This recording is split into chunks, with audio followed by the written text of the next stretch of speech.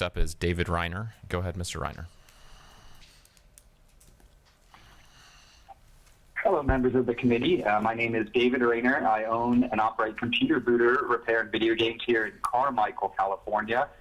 And as the previous technicians and owners of other stores and hobbyists have said, I definitely approve 100%. I'm behind Bill HB162 as it's written.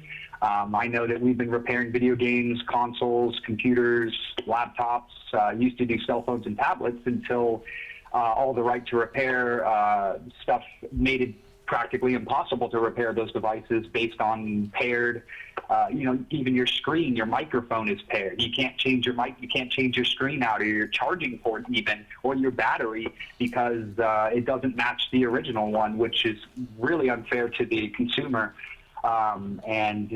Same thing with the video game consoles nowadays. They're doing the same exact thing where everything is paired. So if it breaks, you can't replace it because you don't have access to the software that allows you to say, hey, this is a new part, accept it.